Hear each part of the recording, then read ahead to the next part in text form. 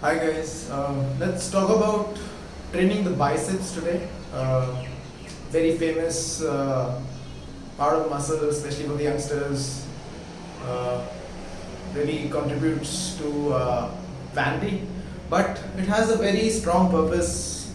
But it really plays a part in building strength with the big lifts. It's very functional in that manner when you're holding something. It's a part of that entire chain from your from your grip to your upper body and then the entire body. So very quickly, biceps. We have to first understand the two functions of the bicep. First is curl. You've all seen how to train the bicep. You curl something, curl a weight, and this is the muscle that works, right? So this is curling. There is one more function of the bicep, and if you've noticed, if I keep my arms this way and I rotate my wrist, my biceps do the work along with the wrist rotators, right? And the elbow. So it's elbow flexion and rotation at the elbow, rotation of the wrist. So the two functions of the biceps, curl or elbow flexion, wrist rotation. So to work the biceps to its fullest, we have to cover both. Start off with the curling portion. This is how a typical curl looks like from the side. From this side, this is the shoulder. This is your entire bicep complex that needs to be worked for the entire thickness and strength of the arm, of the bicep, the part of the arm. Okay, so this is your bicep portion, which is worked when you're curling. The standard curl, a dumbbell curl, or barbell curl, or any curl. This portion is lying underneath the bicep. It's called brachialis. And if someone has a very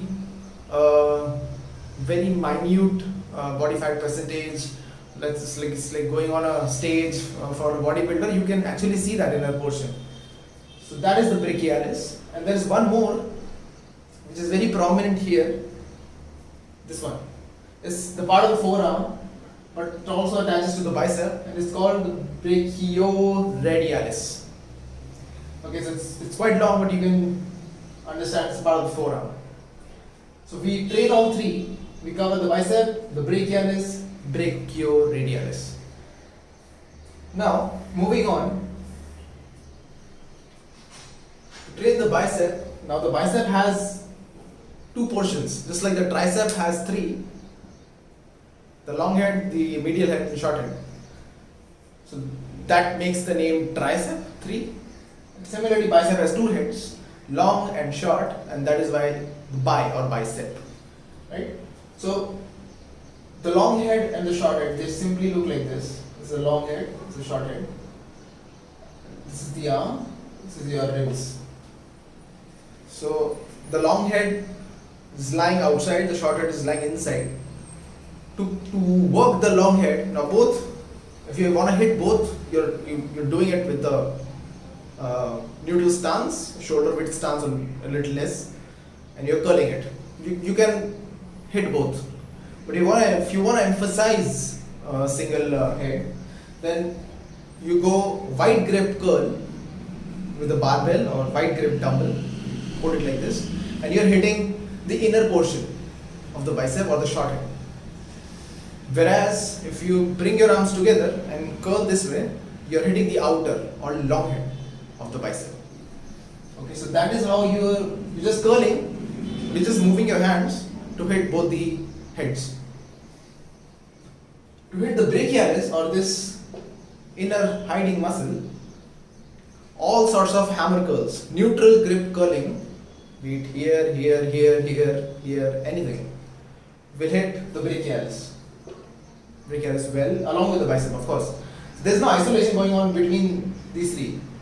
There's always, every part is being hit to a certain capacity, but if you want to emphasize each part, you can emphasize it using a certain variation. Like a standard curl will emphasize the bicep, a standard hammer curl will emphasize the brachialis.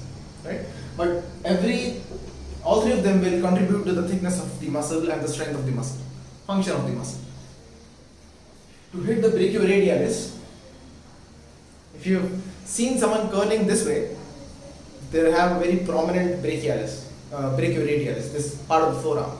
So if you can generally just do this, you can see this one is protruding, right? Some part of it also protrudes when you're doing a hammer curl, but with a weight, if you do it, you can see that portion really hits really well with the reverse curl, the reverse barbell curl. Or you do a landmine attachment, you do a reverse curl this way, so you're hitting that brachioradialis of this part of the forearm. So this is how you cover the curl portion of the bicep. To cover the rotation of the wrist, it's obvious you have to work the rotation, right? So obviously this is one exercise that you can do to really work the rotators and some part of the bicep like this.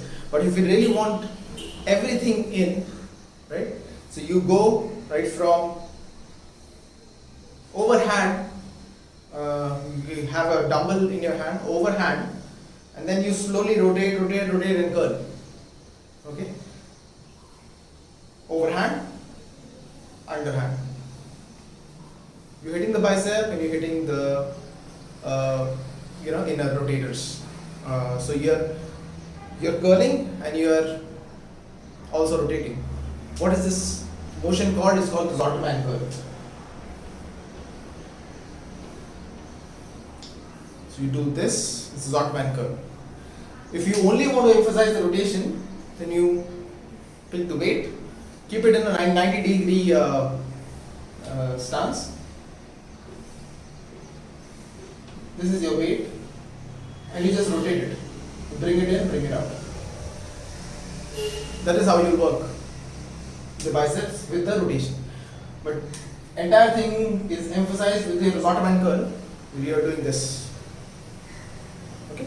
So that is how you work the biceps. Always make a note of the function of the bicep, because only doing curls will only take you so far. So to cover the bicep, you have to cover all three and the rotation. So guys, if you have any questions regarding any of the fitness related information or this video, please reach out.